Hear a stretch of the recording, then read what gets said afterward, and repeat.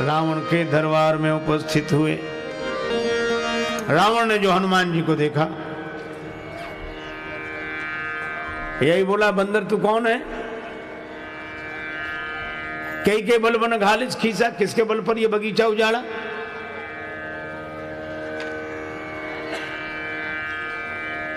क्या मेरा नाम नहीं सुना? कीधो श्रवण सुनिस नहीं मोही। तू बड़ा निसंग दिखाई देता, देखा हूं अति संग सट तो ही। बोलते ही गया। हनुमान जी चुप, कोई जवाब ही नहीं दिया।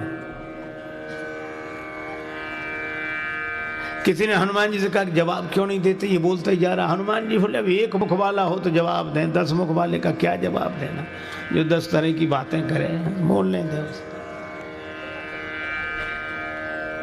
ये बोलता है, काम हम करते हैं। हनुमान जी चुप भी रहे। मुझे कोई सज्जन ने व्यंग सुना रहे थे। बादशाह अकबर ने बीरबल से कहा कि बीरबल, हम तुम्हारे पिताजी से मिलना चाहते हैं। बीरबल बोले, हुजूर हम ही काफी, उन्हें काहे को परेशान करते हो? कहा नहीं नहीं, मैं मिलना चाहता हूं। बीरबल ने कहा ठीक है। पिताजी से कहा कि बादशाह आपसे मिलना चाहते हैं। बीरबल के पिता बड़े घबराए। इतने बड़े बादशाह के सामने मैं कैसे जाऊंगा, मुझे डर लगता है, और कुछ बोलूंगा कुछ निकलेगा, गलती हो गई तो और मुसीबत। मैंने बीरबल बोले, चलो चलो आप बोलना ही मत। का तब तो और नाराज होगा कि हम सब संभाल लेंगे, आप चलो। बीरबल के पिता पहुंचे। बादशाह ने पूछा, कहिए खैरियत है? वो तो घर से ही पढ़ के आए थे। कोई जवाब नहीं। क्या तबीयत खराब है? कोई जवाब नहीं। किसी से झगड़ा हो गया है? क्या बात है? कोई जवाब नहीं। तो बादशाह खींच गया तो व्यंग करते हुए बीरबल से बोला कि बीरबल, किसी मूर्ख से पाला पड़ जाए तो क्या करना चाहिए? किसी मूर्ख से पाला पड़ जाए तो क्या करना चाहिए? बीरबल बोले, हुजूर जो हमारे पिताजी कर रहे हैं।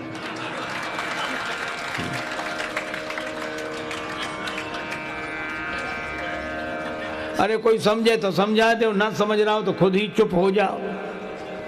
श्री कबीरदास जी कहते हैं, ज्ञानी का मैं गुरु हूं, अज्ञानी का चेला। कोई ज्ञानी मिले तो मैं उसका गुरु होकर उसे समझा देता हूं, अज्ञानी मिले तो हम ही चेला बन जाते कि तुम ही ठीक कह रहे हो, काहे को झंझट। हनुमान जी इसलिए नहीं बोले, पर रावण बोलता जा रहा था। रावण ने पूछा, कौन है तू? किसके बल पर बगीचा उजाड़ा? क्या मेरा नाम नहीं सुना? बड़ा निसंग दिखाई देता है। बोलते ही गया। अंत में हनुमान जी ने कहा, जाके बल लवले सते जिते चराचर झारे। रावण, जिसके बल पर तुमने इतनी सफलताएं पाई हैं, मैं उन्हीं सर्वशक्ति संपन्न श्री राम जी का दास हूं, जिनकी भार्या माता मिथिलेश नंदनी का तुमने हरण किया है। और तुम कहते हो कि मैंने बगीचा क्यों उजाड़ा, फल क्यों खाए? खाए फल प्रभु लागी भूखा। भूख लगी थी इसलिए फल खाए। और बगीचा क्यों उजाड़ा? कभी स्वभाव ते तोरिस रूखा। यह तो हमारा स्वभाव है। व्यंग क्या था कि हमने बगीचा उजाड़ दिया तो तुम इतने परेशान हो रहे हो, पर ये संसार दुनिया जिसे तुमने उजाड़ दिया, यह भी तो भगवान का बगीचा है। भूखा बंदर फल खा ले तो अपराध है, और सोने की लंका का स्वामी भरा पेट राजा सारी दुनिया को खा जाए तो अपराध नहीं है।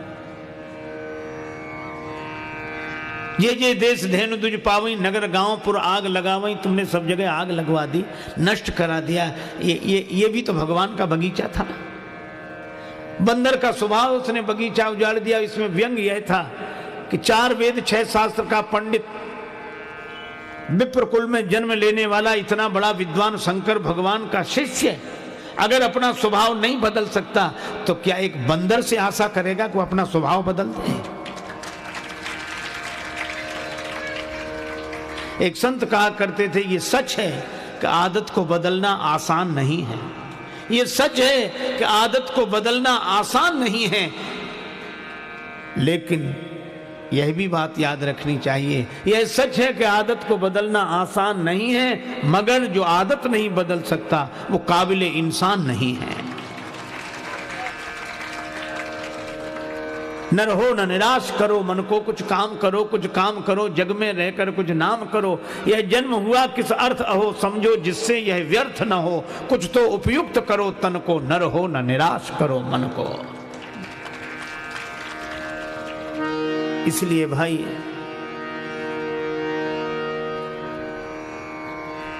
हनुमान जी ने कहा कि तुम्हें दूसरे के दोष दिखते हैं, अपने नहीं।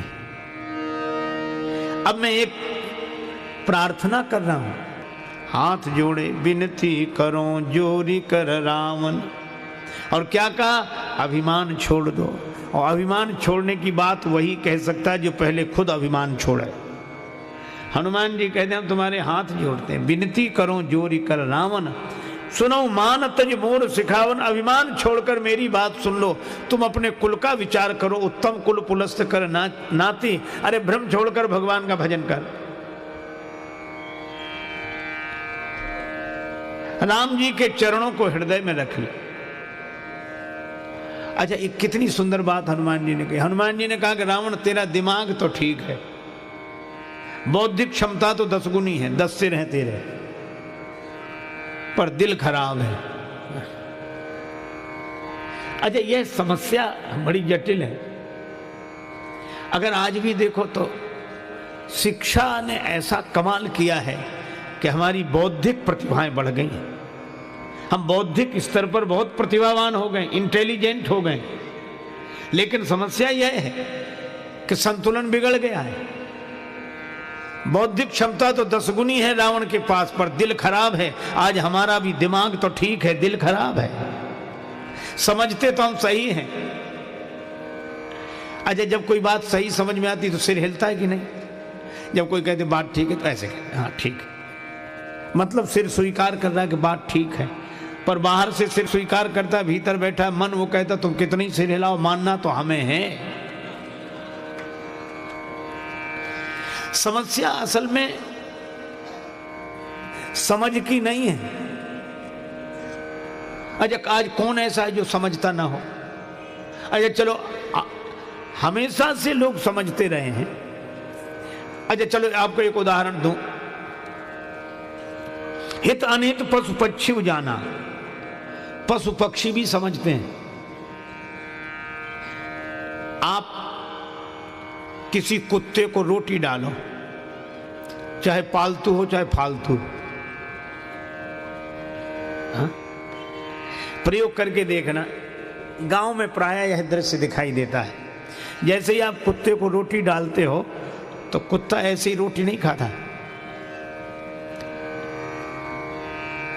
पहले रोटी की तरफ देखेगा, फिर रोटी देने वाले की तरफ देखेगा, फिर 2 पांव से खड़ा हो जाएगा, फिर बैठेगा, फिर पूंछ हिलाएगा। वो अपनी तरह से धन्यवाद देता है, पूंछ हिलाकर रोटी देने वाले को कृतज्ञता के भाव से देखता है। फिर एक पांव पर रोटी रखेगा, दूसरे से दबाएगा, फिर तोड़कर खाएगा, और रोटी जहां डालोगे वहीं खाएगा। अच्छा, वही कुत्ता वही रोटी अगर चुराए तो वहीं खाएगा जहां चुराई है उसने। कभी भी देख लेना, आप रोटी डालोगे तो वहीं खाएगा जहां आपने रोटी डाली है, और रोटी अगर चुराएगा तो दुम हिलाएगा नहीं, दुम दबाएगा, और 3 मकान बाद किसी गली में छिपकर खाएगा। क्योंकि कुत्ता भी जानता है कि ये ईमानदारी की रोटी है और ये बेईमानी की रोटी है। कुत्ता भी जानता है कि ये सही है, ये गलत है। कुत्ता भी सही गलत जानता है। क्या हम सही गलत नहीं जानते? और अगर नहीं जानते तो समझाते क्यों हैं एक दूसरे को? समझते तो हम सही हैं। और सबसे बड़ी विडंबना यह है कि समझ हमारी जितनी सही होती चली जा रही है, जिंदगी उतनी ही गलत होती चली जा रही है। इसीलिए हमारे यहां 2 शब्द हैं। देखो, एक बात याद आ गई। भगवान श्री कृष्ण ने दुर्योधन से कहा कि पांडव संतोषी हैं, 5 गांव दे दो। दुर्योधन ने कहा सूची अग्रम नैव दास्यामि बिना युद्धेन केशव, सुई की नोक के बराबर जमीन भी बिना युद्ध के नहीं दूंगा। भगवान श्री कृष्ण ने कहा यह धर्म है। दुर्योधन बोला मैं कब कहता हूं कि यह धर्म है, मैं तो कह रहा हूं अधर्म है।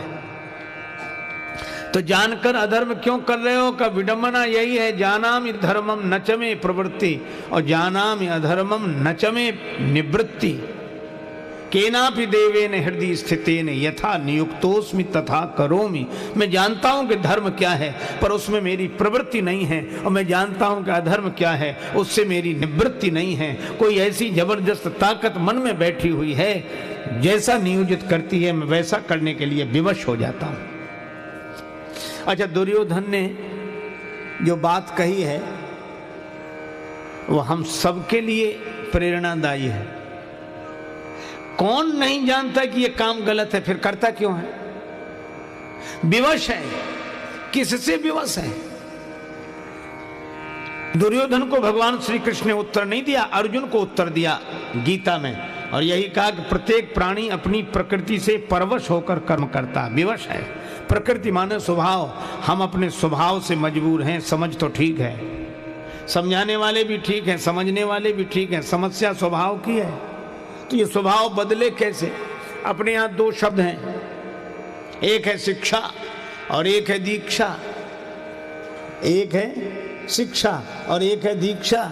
शिक्षा चेतन मन पर काम करती है और दीक्षा अवचेतन मन पर काम करती है। शिक्षा बुद्धि को सुधारती है, लेकिन जो दीक्षा है वह मन को बदलती है, स्वभाव को बदलती है। हम लोग शिक्षा सीख गए, दीक्षा का हमें पता नहीं। अच्छा, ऐसे भी कई संत हुए जिन्हें जो शिक्षित नहीं थे पर उनके जीवन में दीक्षा थी, इसलिए वे बोलकर तो नहीं बता पाते थे लेकिन जिंदगी सही जीते थे।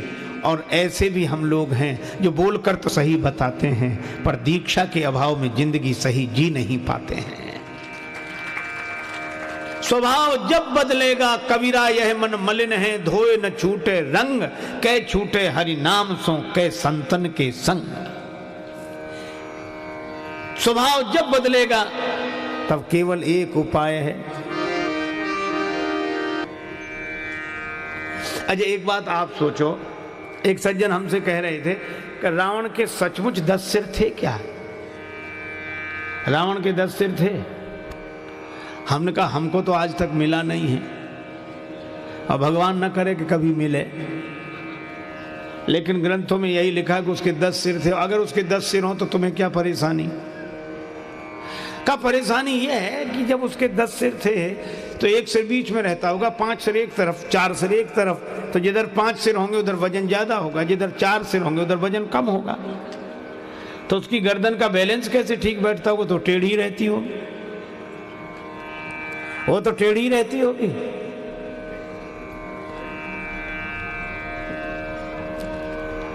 अच्छा चलो, गर्दन को जैसे तैसे वो टेढ़ी रखकर गुजर कर ले, लेकिन रात को जब सोता होगा तो करवट कैसे बदलता होगा?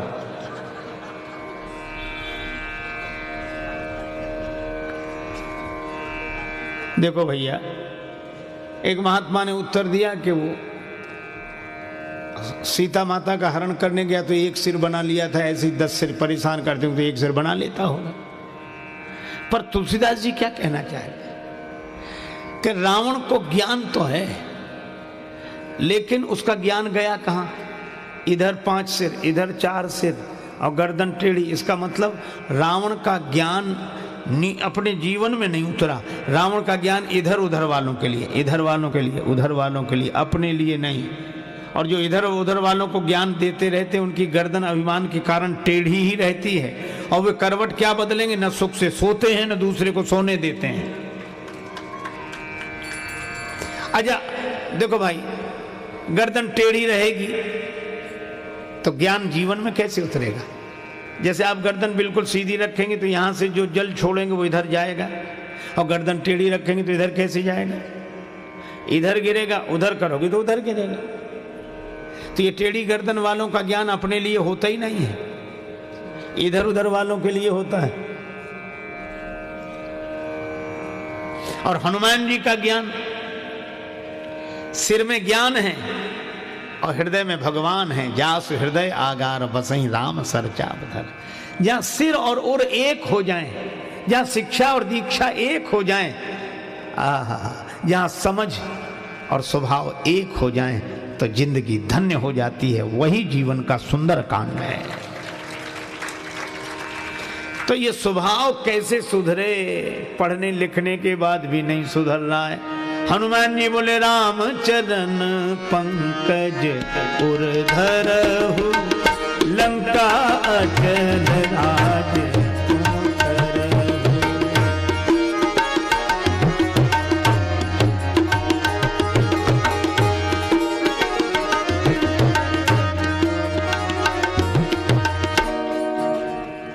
राम जी के चरणों को हृदय में रख लो, दिल ठीक हो जाएगा, दिमाग तो ठीक है ही।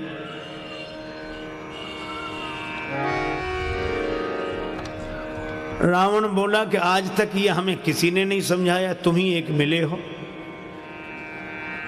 सब हमारी प्रशंसा करते रहे। अगर ये कमी थी तो दूसरों ने क्यों नहीं बताई किसी ने?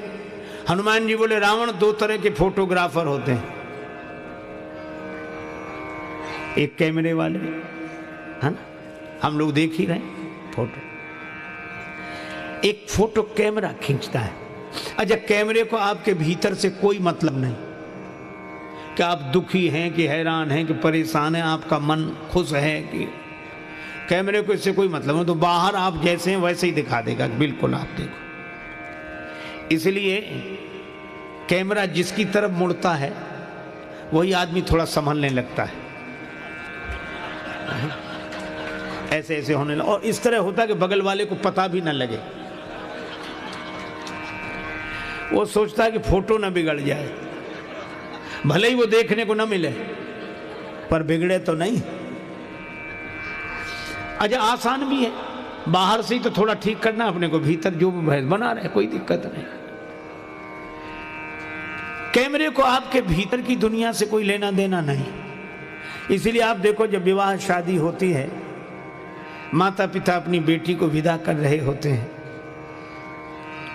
उनके हृदय का टुकड़ा विदा हो रहा है, बेचारों के आंखों में आंसू होते हैं, रोते हैं। उसी समय हमारे ये फोटो खींचने वाले भाई लोग कैमरा लगाते हैं और फिर कहते जरा इधर, और इतना ही नहीं कहते थोड़ा प्लीज थोड़ा मुस्कुराइए। वो बेचारे कहते कि तुम मुस्कुराने की कह रहे हो, बेटी विदा हो रही है, हमारा हृदय दुख से भरा है और तुम मुस्कुराने के लिए कहते हो। तो ये क्या कहते, हृदय को भरा नहीं तो दुख से, इसमें नहीं आएगा वो फोटो, आप तो ऊपर से मुस्कुराओ। तो कैमरे को आपके भीतर की स्थिति से कोई लेना देना नहीं, लेकिन एक दूसरे तरह का भी फोटो होता है। क्या गड़बड़ी हो, डॉक्टर को दिखाने गए कि हाँ छाती में दर्द है, ऐसे डॉक्टर बोला थोड़ा गड़बड़ी लगती है, एक काम करो एक्सरे कराओ, तो एक्सरा भी फोटो खींचता है। लेकिन एक्सरे को आपकी बाहरी दुनिया से कोई मतलब नहीं कि आप कैसा कपड़ा पहने हो, कैसे हो, गोरे हो, काले हो, लंबे हो, इससे कोई, वो तो भीतर जहां खराबी उसका फोटो दिखाता है। तो हनुमान जी ने कहा रावण, अभी तक तुम्हें जितने तुम्हारी प्रशंसा करने वाले मिले वो कैमरे के फोटोग्राफर हैं, वे तुम्हारी बाहरी शान शौकत देखकर प्रशंसा करते रहे, और लेकिन मैं वैद्य हूँ, सदगुरु वैद्य, और जय जय जय हनुमान गोसाई, कृपा करो गुरुदेव की नाई। और शंकर जी के अवतार तो हैं ही, और शंकर जी रावण के गुरु और गुरु वैद्य। हनुमान जी ने कहा मैं डॉक्टर की हैसियत से कह रहा हूँ कि कैमरे के फोटो तुम अपने भवन में सजा के रखो, प्रशंसा करने वालों ने जो जो तुम्हें चित्र दिखाए हों, लेकिन तुम्हारे भीतर गड़बड़ी है। तो मैं वैद्य की हैसियत से कहता हूँ कि अंदर की रिपोर्ट बता रही है कि भीतर गड़बड़ी है, औषधि खाओ। कौन सी? राम चरण पंकज उर्धरहु, राम जी के चरणों को हृदय में रखो तो दिल भी ठीक हो जाएगा, दिमाग तो ठीक है ही। अच्छा, दिल दिमाग दोनों ठीक हो जाएं तो जिंदगी में तुम राजा हो गए, लंका अचल राज तुम करहो। कितनी बढ़िया बात कही। यद्यपि कही कपि अति हित बानी, बिहसा जगत विदित अभिमानी। हनुमान जी ने इतनी बढ़िया बात कही, हंसा। अब बंदर हमें समझाएंगे, हमको समझा रहे, हमको। कई लोग पता नहीं अपने हमको क्या समझते हैं। जैसी कहें हमसे क्यों, हम कितने मर गए हम करके। रावण बोला हमको,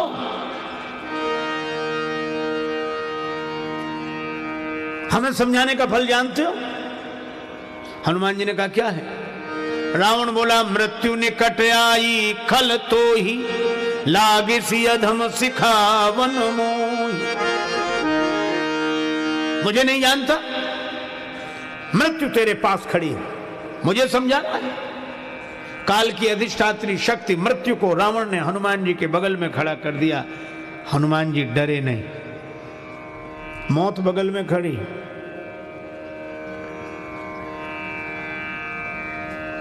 रावण बोला मौत तुम्हारे बगल में खड़ी है, डर नहीं रहे हो? हनुमान जी ने कहा कि हाँ रावण, मौत मेरे बगल में खड़ी जरूर है, लेकिन मैं इसलिए नहीं डर रहा हूं। क्यों? का मौत हमारे बगल में खड़ी जरूर है, लेकिन देख तुम्हें रही है।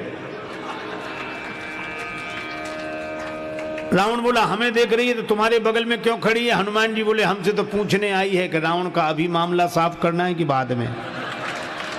हम तो उसे रोके हुए हैं।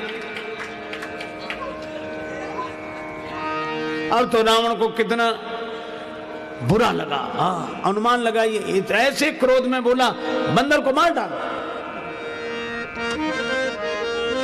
सुनत निशाचर मारन धाये, सुनत निशाचर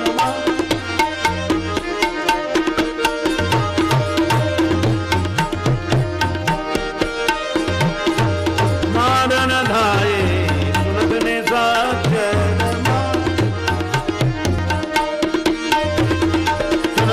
जनमानन, सुनत निशाचर मानन, सुनत निशाचर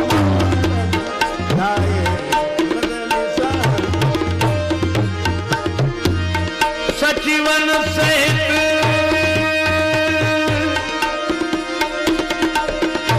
विभीषण आए,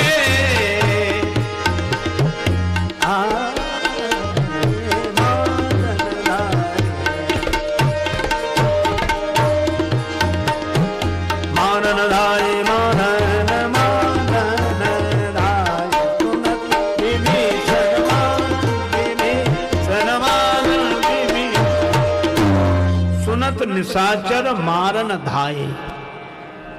रावण ने कहा बंदर को मार डालो, राक्षस मारने के लिए दौड़े। हनुमान जी डरे नहीं। जिसके रक्षक हैं श्री राम, उसे कोई मार नहीं सकता। प्रभु जगन्नाथ का भक्त जगत से हार नहीं सकता। प्रभु जगन्नाथ का भक्त जगत से हार नहीं सकता।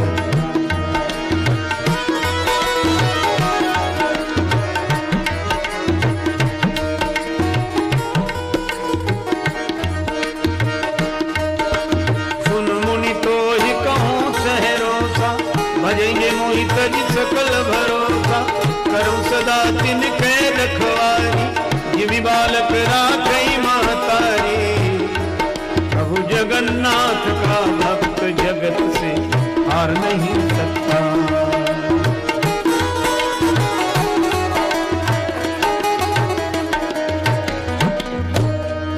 राक्षस मारने के लिए दौड़े।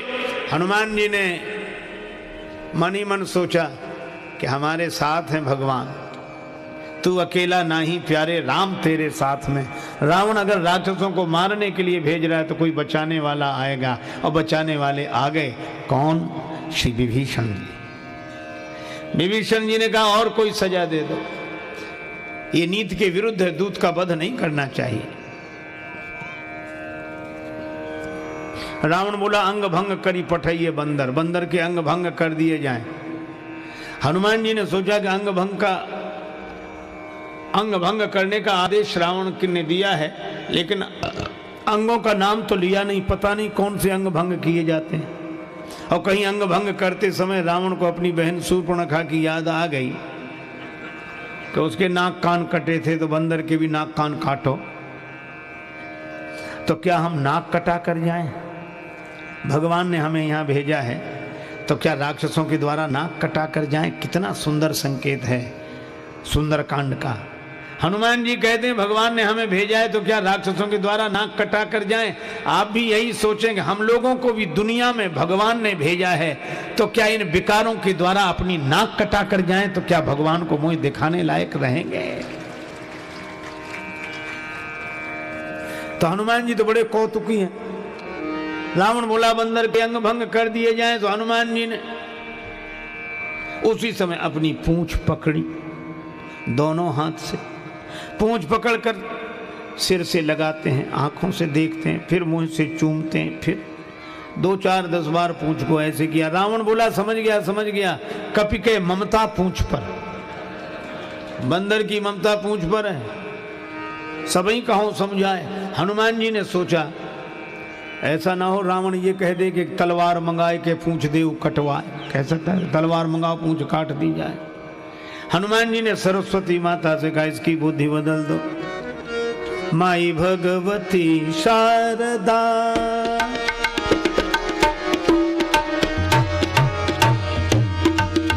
माई भगवती शारदा शारदा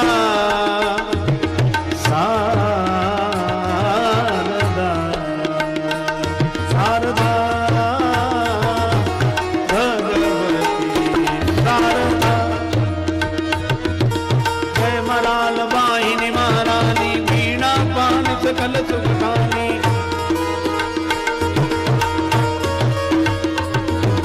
जय मराल वाहिनी महारानी बीणा पानी सकल गुणगानी हरि भक्ति विमल वरदा माई भगवती शारदा माई भगवती शारदा।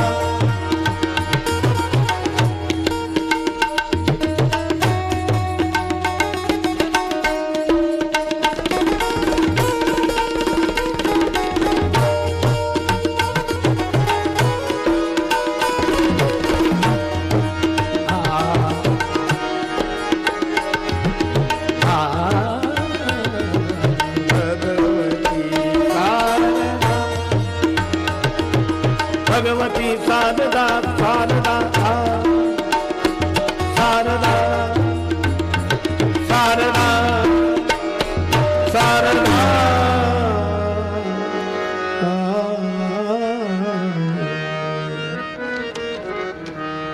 सरस्वती माता की प्रार्थना मानो हनुमान जी ने मन ही मन की।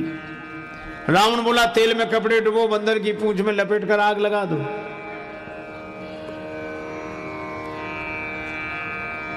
बचन सुनत कपि मन मुस्काना, भई सहाय सारद में जाना। सरस्वती जी ने सहायता कर दी। आज आप देखो समापन सभा का यह सत्र भी समापन की ओर है, इसलिए समापन में एक महत्वपूर्ण बात सुन लो। रावण को हनुमान जी की पूंछ से चिढ़ क्यों है? हर युग का यही सत्य है। आइए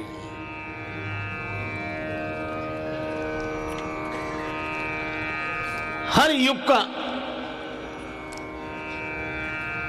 यही सत्य है। अगर देखा जाए तो सारी दुनिया में समस्या ही पूंछ की है। पूंछ शब्द के 2 अर्थ होते हैं।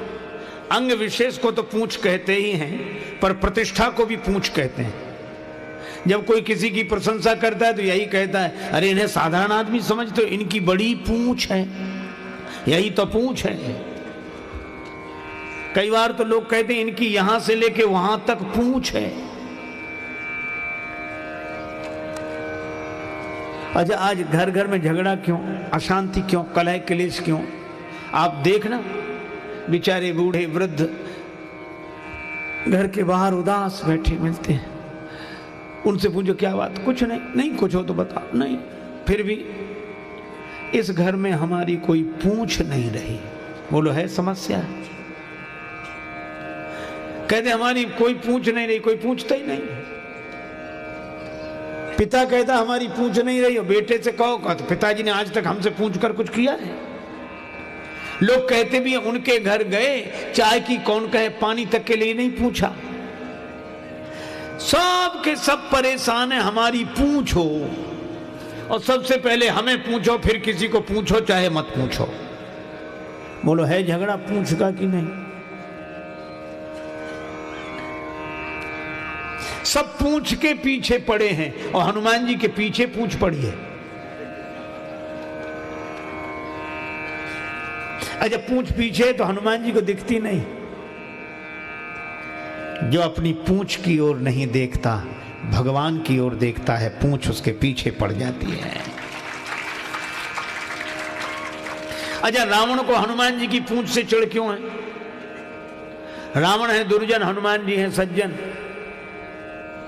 हर युग का सत्य है, कभी भी किसी दुर्जन को किसी सज्जन की बढ़ती हुई प्रतिष्ठा की पूछ सहन नहीं होती। रावण को यह लग रहा है कि इनकी पूछ, और हमारे यहां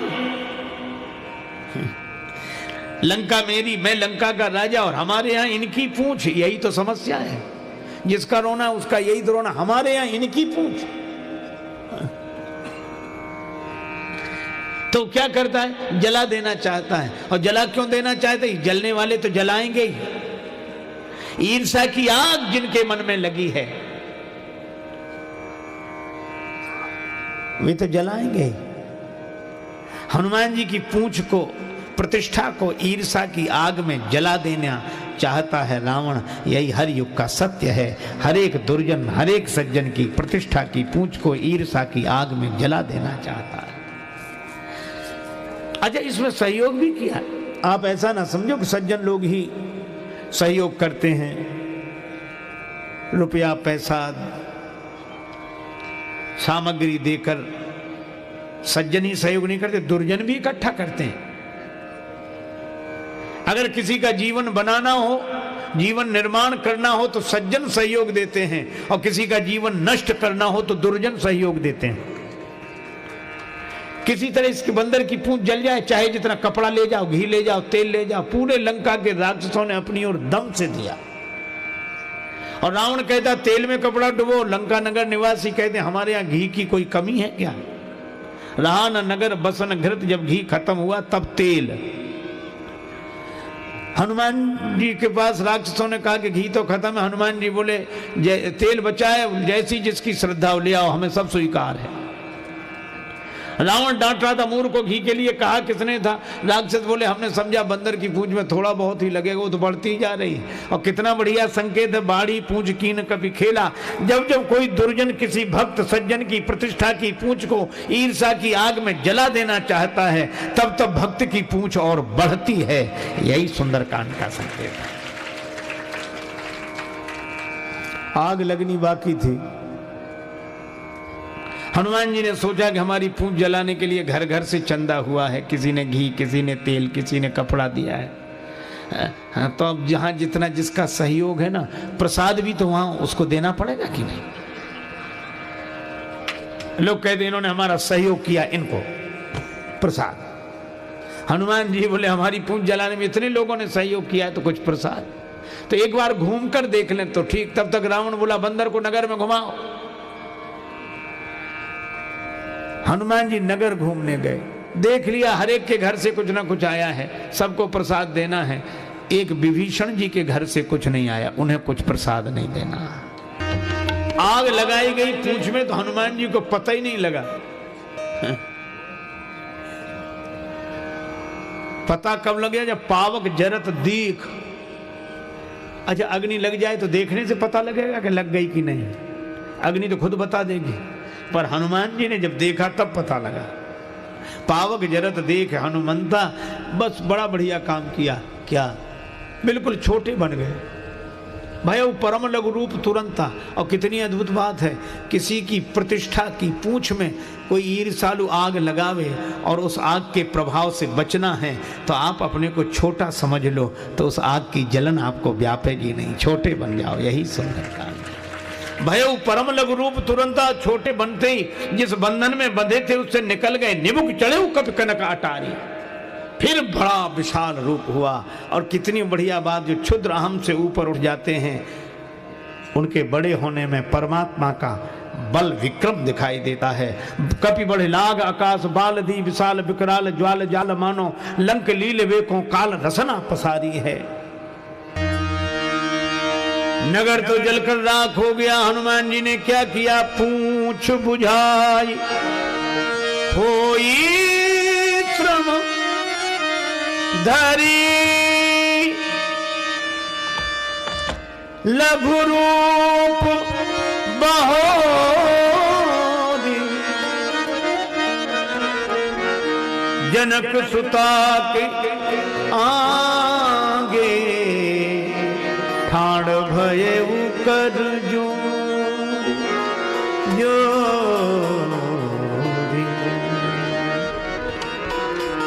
श्री हनुमान जी महाराज जानकी माता के सामने छोटे बनकर पहुंच गए। इतना बड़ा काम करके आए पर माता के आगे छोटे बनकर। जानकी माता ने कहा कि बेटा मुझे बड़ी चिंता हो रही थी, लंका जल गई पर तुम्हारी पूंछ का बाल भी नहीं जल। पूंछ जलने की कौन कहे, कौन सा जादू राजेश भरा, हंसी पूछती हैं मिथिलेश दुलारी।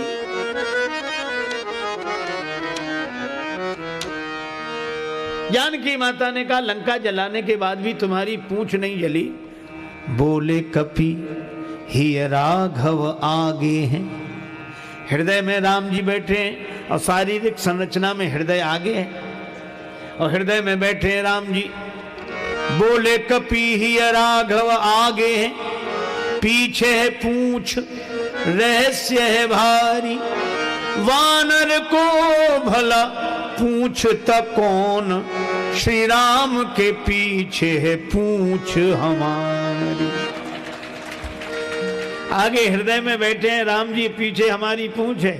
अर्थ सीधा सा है कि राम जी के पीछे ही तो हमारी पूंछ है, नहीं तो कौन पूछता। और कितनी अद्भुत बात है, जो राम जी को हृदय में प्रतिष्ठित कर लेता है उसे पूंछ के पीछे नहीं पड़ना पड़ता, पूंछ उसके पीछे पड़ जाती। जानकी माता ने कहा फिर भी हनुमान यह तो तुम्हारी विशेषता है, लेकिन विनम्रता से ऐसा बोल रहे हो, फिर ये लंका तो सोने की, यह तो जलनी नहीं चाहिए आग में। सोना कहीं आग में जलता है? हनुमान जी बोले साधारण आग लगी होती तो लंका न जलती। कौन सी आग लगी थी? पावक देहु लगाए, पावक जरत देखे हनुमंता। ये बार बार पावक क्यों कहा जा रहा है? हनुमान जी ने कहा इसलिए क्योंकि जो अपराध भगत कर करई, राम रोष पावक सो जरई। ये भगवान के क्रोध रूपी पावक में लंका जली है। जो निर्दोष और जो असहाय असमर्थों के घरों में आग लगवा दे। रावण ने यही किया, जे जे देश धैनु दुज पावई, नगर गांव पुर आग लगावई। जो ऐसा अत्याचार करता है उसका अपना घर भी सोने का भी क्यों ना हो तो भी बिना जले रह नहीं सकता। यह संकेत है। अजय एक अद्भुत बात, हनुमान जी महाराज ने कहा कि पावक ने लंका जलाई। आपका भगवान का क्रोध ही पावक है। सीता मैया बोली तो आग तो अपने पराये को नहीं देखती, जो आ जाए उसी को जला देती है। हनुमान जी ने कहा कि माता उस पावक में जलाने की शक्ति है पर बचाने की भी शक्ति बैठी थी। आग में बचाने की शक्ति कौन? हनुमान जी ने कहा कि माता श्री राम जी ने आपसे ही तो कहा था तुम पावक मह करहो निवासा, तो आप भी तो उस पावक में बैठी हुई थी, इसलिए मैं बच गया। मुझको तो आपने बचाया, आपकी कृपा ने। और जैसे पावक में रहकर आप नहीं जली तो मैं कैसे जलता? जानकी माता बोली मैं तो प्रभुपद ही धरी अनल समानी, इसलिए नहीं जली। भगवान के चरणों को हृदय में रखकर आग में बैठ गई, पावक में बैठ गई। हनुमान जी बोले माता आप भी जानती थी कि मुझे भी पावक का सामना करना पड़ेगा, इसलिए आपने पहले ही कह दिया रघुपति चरण हृदय धरी तात मधुर फल खाओ। मैं भी राम जी के चरणों को हृदय में रखे हुए था। हनुमान जी महाराज राम जी को संदेश देते हैं। और यही कहते हैं नाथ न कछु मोरी प्रभुताई, ये मेरी प्रभुता नहीं है, यह तो आपकी कृपा है। भगवान अत्यंत आनंदित होते हैं। पूरे सुंदरकांड के बाद आगे के प्रसंग भी देखें तो सब जगह हनुमान जी महाराज दिखाई देते हैं। चाहे विभीषण जी की शरणागति हो, चाहे सुखेन वैद्य और संजीवनी बूटी लाकर लक्ष्मण जी को जीवन दान देने की हो, सब जगह। और जब रावण आदि राक्षसों पर भगवान ने विजय प्राप्त कर ली तो जानकी माता को संदेश देने हनुमान जी गए। रघुपति दूत जानकी चीन्हा और यही कहा, सुन सुत सद्गुण सकल तब हृदय बसहु हनुमंत। श्री हनुमान जी महाराज के हृदय में समस्त सद्गुण निवास करते हैं। जानकी माता ने ऐसा कहा और भगवान श्री सीताराम जी वानरों के साथ श्री लक्ष्मण जी के संग अयोध्यापुरी लौटे। विभीषण को राजा बनाकर, पर विभीषण जी भी संग आए। अयोध्या में श्री भरत सोच रहे हैं भगवान को आना आज ही था। अवधि यही है अवधेश वचनों की, और अवधि यही है अवधेश पद पाने की। अवधि यही है प्रभु के अवध आने की, न आए तो अवधि है हमारे प्राण जाने की। और उसी समय हनुमान जी ने कहा, रिपुरण जीत सुजस सुरगावत,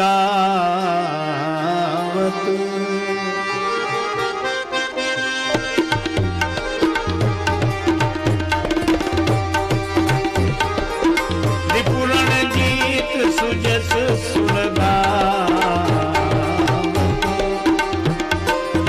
सीता सहित अनुज प्रभुआ,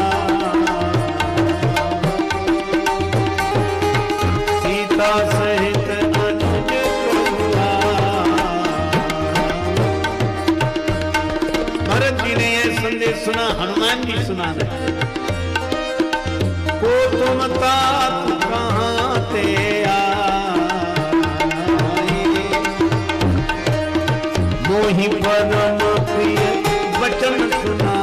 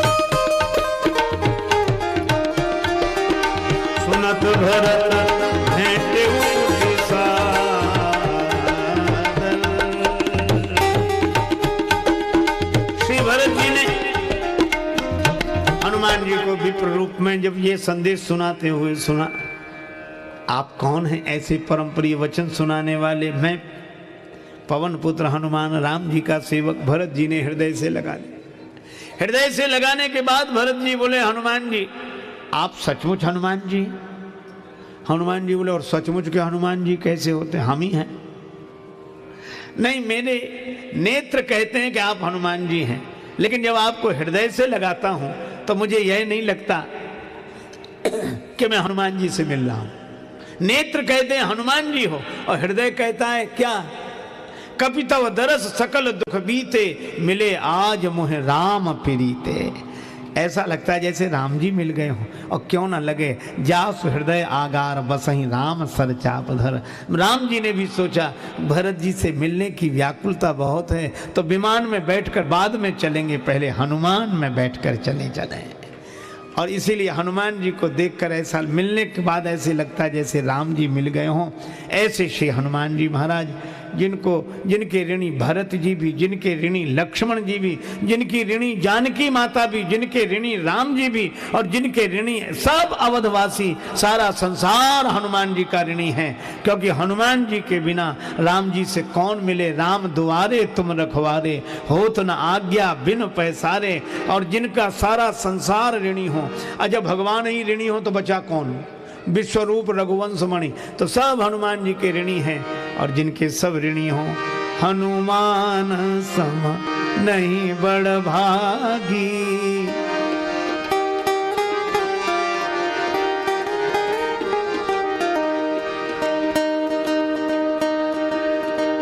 नहीं को राम चरण अनुरागी।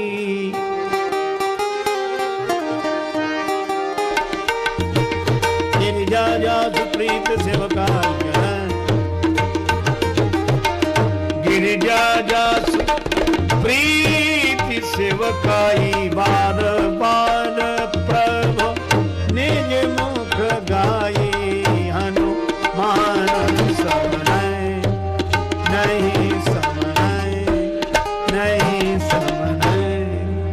भगवान श्री सीताराम जी सिंहासनासीन हुए। श्री भरत जी, लक्ष्मण जी, शत्रुघ्न जी अपने अपने ढंग से सेवा में लगे हुए हैं और श्री हनुमान जी चरणों में बैठे हैं। सोहे कनक सिंहासन सीताराम निहार सजनी। सोहे कनक सिंहासन सीताराम निहार सजनी। जिनके चरण कमल में बैठे पवन कुमार सजनी। जिनके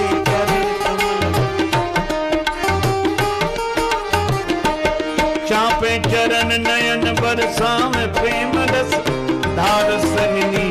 चापे चरण नयन बरसावे प्रेम रस धार सजनी। शिव जी दास भाव हित लिए स्वयं अवतार सजनी। शिव जी दास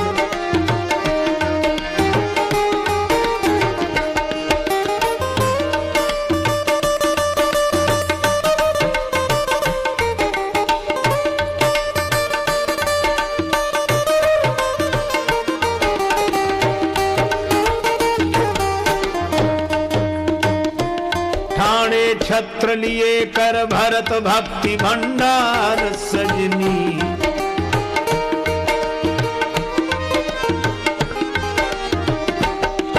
रिपु दमन डुलावे चमर होए बलिहार सजनी। लीने लखन लाल कर बिजन करत है बयार सजनी।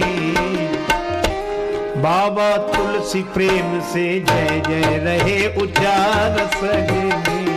बाबा तुलसी प्रेम से जय जय रहे। विनती करत दीन राजेश बारंबार सजनी। विनती करत दीन राजेश बारंबार सजनी। हमरे हृदय कमल मह बसे जुगल सरकार सजनी। हमरे हृदय कमल मह बसे जुगल।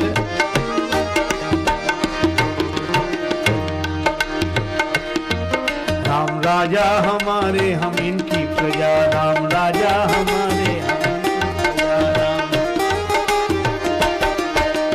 महारानी श्री जनक नंदनी। महारानी श्री जनक जिनकी कृपा में मजा ही मजा। राम राजा हमारे इनकी प्रजा। राम राजा हमारे हम इनकी प्रजा।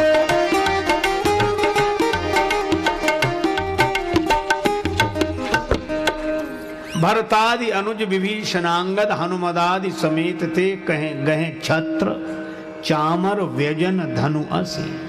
मानस के अनुसार भरत जी छत्र लिए खड़े हैं और लक्ष्मण जी चंवर और शत्रुघ्न जी व्यजन विजन बयान कर रहे हैं। ये मानस में भरतादि अनुज विभीषणांगद हनुमदादि समेत गए छत्र चामर व्यजन। ये तीनों भैया छत्र चामर और व्यजन। भरत जी लिए छत्र, लक्ष्मण जी चंवर और शत्रुघ्न जी विजन।